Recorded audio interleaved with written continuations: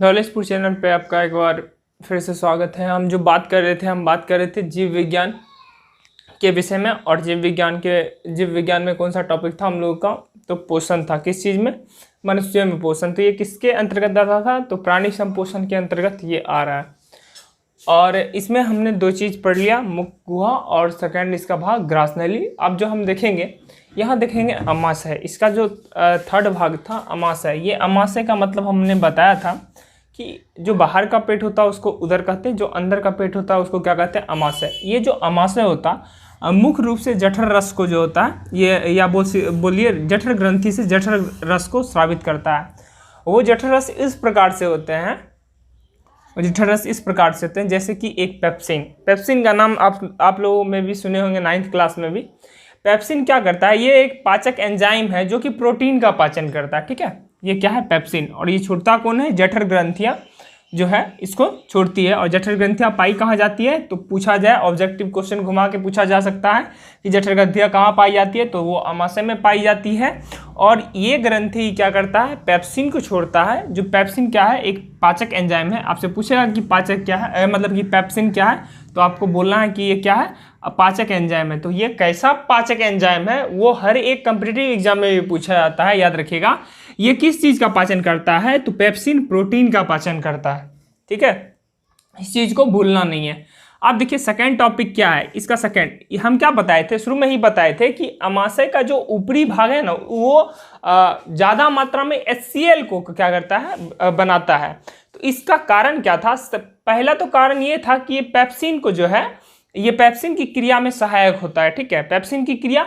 अब पेप्सिन जो है प्रोटीन का पाचन करता है, तो इस क्रिया में कौन सहायक होगा? मेरा HCl। साथ ही साथ इसलिए सहायक होता है क्योंकि ये क्या करता है, जो हम भोजन लिए उसमें बैक्टीरिया, जीवाणु की मात्रा होती है जो कि हमारे भोजन के साथ ही आता है। या आप गंदे हाथ से भोजन कर रहे हैं तो वो, यदि हम क्या किए, भोजन को लिए, तो वो कीटाणु क्या करेगा? हमारे लिए हार्मफुल रहेगा, हमारे लिए हानिकारक रहेगा। तो उस चीज को मारने के लिए ही HCl जनरेट करता है। कौन?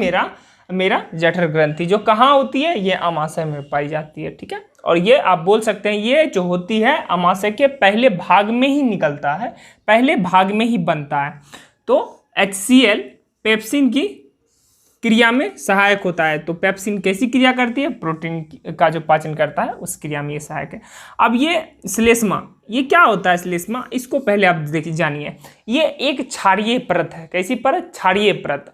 अब बताइए, ये मेरा HCl कैसा अम्ल है? बहुत ही स्ट्रॉन्ग अम्ल है। ऐसा है कि यदि आपके उंगली पे पड़ जाए तो आपका उंगली गल सकता है। तो अब वो जब पेट में होती है तो पेट क्यों नहीं गलता?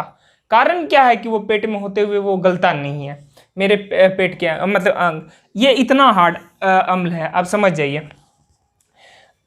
एक बात बताइए, जब अम्ल क्षार के साथ अभिक्रिया करता है तो क्या होता है? आपको याद रखना चाहिए, जब अम्ल क्षार के साथ अभिक्रिया करता है वो न्यूट्रल क्रिया होती है, मतलब कि न्यूट्रल हो जाता है। जब एक अम्ल का परत है, दूसरा मेरा क्षार का परत, जैसे एक अम्ल जो है ऊपरी परत से और निचली मेरा क्षार है, तो वो क्या करेगा? उस पर कोई रिएक्ट नहीं करता, उससे मतलब ही नहीं रखता अम्ल। तो वही क्रिया ये होगी। आप देखिए, ये श्लेष्मा जो है, देखिए अमाशय के आंतरिक स्तर। अब आंतरिक स्तर मतलब क्या? उसके जो अंदर का स्तर है वो अम्ल से रक्षा करता है। ये अम्ल से रक्षा क्यों करता है? क्योंकि श्लेष्मा जो है वो किस चीज की बनी होती है? क्षारीय परत है एक। ठीक है, जो कि हमको HCl से बचाती है उसको। अब सर ऐसी बात बताइए कि HCl अब तो यहाँ बचाएगा ना, आगे कौन बचाएगा?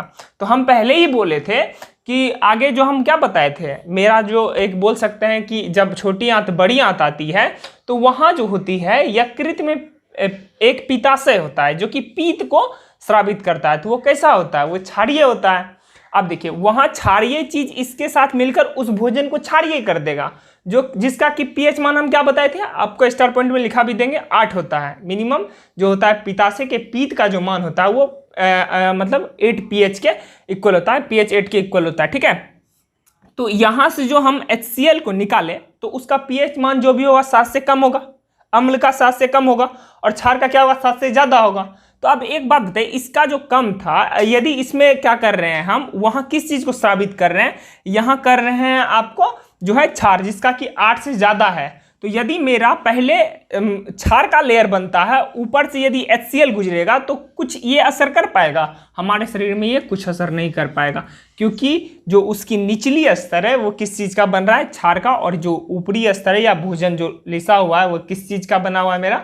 उसमें क्या है? हाइड्रोक्लोरिक अम्ल से घिरा हुआ है। और जो ये मुख्य रूप से पाचन करता है, आप बोल सकते हैं ये जो आप छोटी आंत जो पढ़िएगा नीचे, वो मुख्य रूप से क्षारीय जो बोलते हैं भोजन से मिलकर बना होता है। तो वो ये कहता है कि हम क्षारीय भोजन को ही पचाएंगे और अम्लीय भोजन को हम नहीं पचाएंगे। ठीक है, अब इस चीज़ को नोट डाउन कीजिए। अभी अमाशय के विषय में आपको बताएं, आप जो है आपको अभी आंत के विषय में बताएंगे। पहले इसको नोट डाउन कर ले। तो हम यहाँ क्या देखें, यहाँ अब हम देखेंगे इसके चौथे पॉइंट को, छोटी आंत। अब देखिए छोटी आंत में हमने आपको शुरू में ही डायग्राम में भी दिखाया था कि छोटी आंत जो होता है वो क्या करता है मेरा? क्षारीय, मतलब ये मान लीजिए कि क्षारीय जो भोज्य पदार्थ है जिसका पाचन हम कर रहे हैं अपने पाचन ग्रंथि के सहायता से, तो उसमें क्या कर रहे थे हम? छोटी आंत में क्या हो रहा था? तो छोटी आंत क्या करेगा? वो मेरा HCl युक्त जो है भोजन नहीं करेगा। तो इसके लिए क्या करता है? यकृत और अग्नाशय जो होता है उसमें सहायक होता है। ज़्यादातर बोलिए यकृत, क्योंकि इसी में जो होता है, देखिए आप क्या करते हैं, इसी में यकृत जो होता है, इसी में क्या होता है? ये बनाता है किसको? पीत रस को। और ये पीत रस क्या होता है? इसका pH मान जो होता है, pH मान 8 होता है। ठीक है, किसका? पीत रस का pH मान आप लिख भी लिया, नोट भी कर लिया, और आपके एग्जाम में भी पूछता भी है। अरे भाई, यकृत क्या करता है? बनाता है पीत रस, और पीत रस का pH मान 8 होता है। अब देखिए ये यकृत जो है, यदि pH मान 8 के पीत को जनरेट करता है, बनाता है, तो जेन्युइन सी बात है जो अग्नाशय है मेरा एक क्षारीय भोजन को यदि बोल रहा था कि हम उसी का पाचन करेंगे, या छोटी आंत बोल रहा था कि हम उसी क्षारीय भोजन का पाचन करेंगे, तब हमको क्या होगा? ये pH मान का वैल्यू मिल रहा था। तो ये क्या करता है? यकृत तथा अग्नाशय से क्रमशः श्रावण प्राप्त होता है। ये जो श्रावण होता है, बहाव, ये श्रावण जो होता है क्या होता है? बहाव। किस चीज का बहाव? तो यकृत से पीतरस का लगातार, ऐसा नहीं है कि रुक के, लगातार जब हम भोजन करते हैं लगातार मिलती है वो। ठीक है, और अग्नाशय जो होती है उससे 3 टाइप का मिलता है। यहाँ ही बोला जाता है कि पूर्ण पाचन यही भाग में हो जाता है, इसी भाग में पूर्ण पाचन भोजन का होता है। क्यों? क्योंकि हम जो, एक बात बताइए, हम जो भोजन करते हैं तो आप लोग कभी क्या करते होंगे? स्पीड में भी भोजन करते हो, निगलना शुरू कर देते हो बिना चबाए हुए निगलना। कभी आप स्पीड, ऐसा हो कि खेलने जा रहे हो तो आपका मन कर रहा होगा कि स्पीड में खाना खाए और निकल जाए। तो इसमें क्या होता है, कभी कभी हमको क्या होता है, पानी की जरूरत पड़ जाती है, आप कंठ को ऐसे करके रखते होंगे। तो वैसे करना, मतलब कि जेन्युइन उस क्रिया में क्या होता है, मेरा स्टार्च का जो होता है, आप बोल सकते हैं स्टार्च का क्या होता है, मंड का पूर्ण पाचन नहीं हो पाता है। उसमें जो बचा हुआ मंड होता है उसका भी पाचन यही होता है। ठीक है, और जो मेरा अभी क्या पढ़ रहे थे, अमाशय, वो अमाशय में क्या था, वहाँ प्रोटीन का पाचन हो रहा था, लेकिन उसमें भी कुछ बचे हुए प्रोटीन होगा।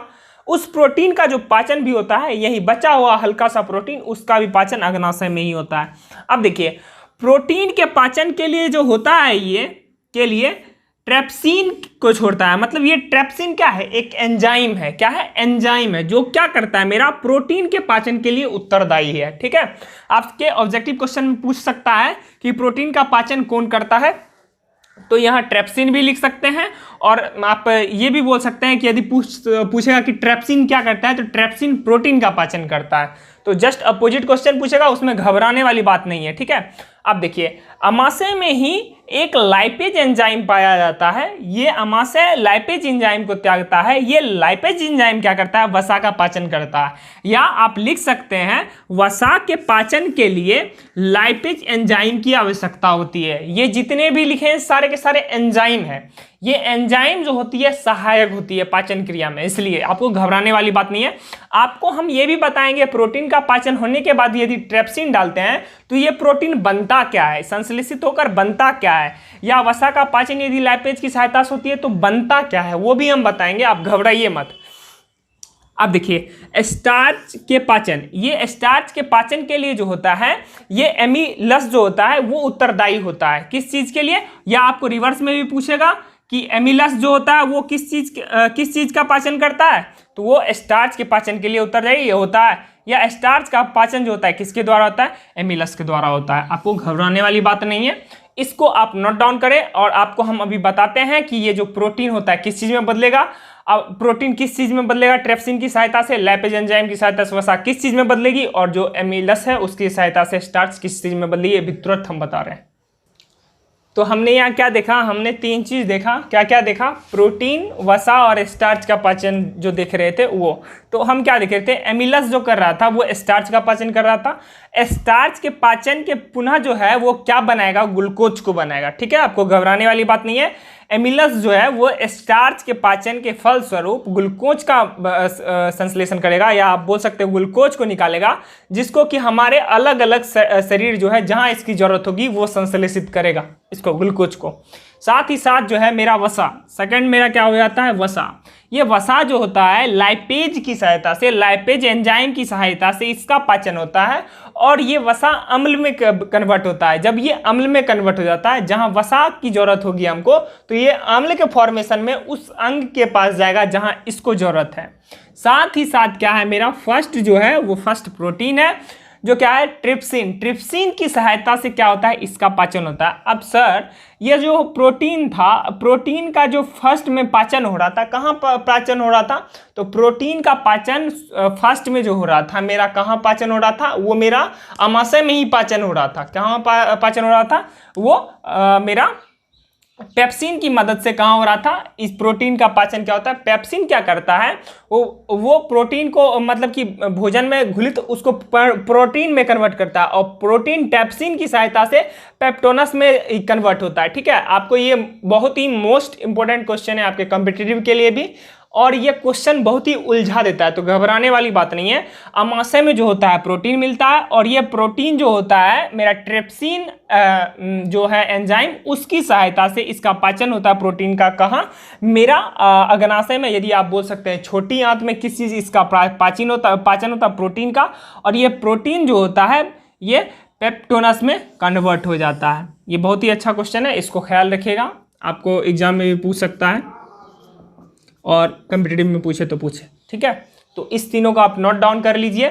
और जो कोई हमारे चैनल को सब्सक्राइब नहीं किए हैं उनसे एक ही निवेदन होगा कि ज़्यादा से ज़्यादा चैनल मतलब इस वीडियो को शेयर करें, लाइक करें, साथ ही साथ जिससे कि हमको मोटिवेशन मिले कि हम आपके लिए और ज़्यादा मेहनत करें इस चीज़ पे। साथ ही साथ सब्सक्राइब करना ना भूलें, सब्सक्राइब करके ऑल बेल आइकन को टच करके वहाँ ऑल पर क्लिक करें, ताकि आपको जो है समय समय पर आने वाले वीडियो का नोटिफिकेशन आपको मिलता रहे। जय हिंद, जय भारत।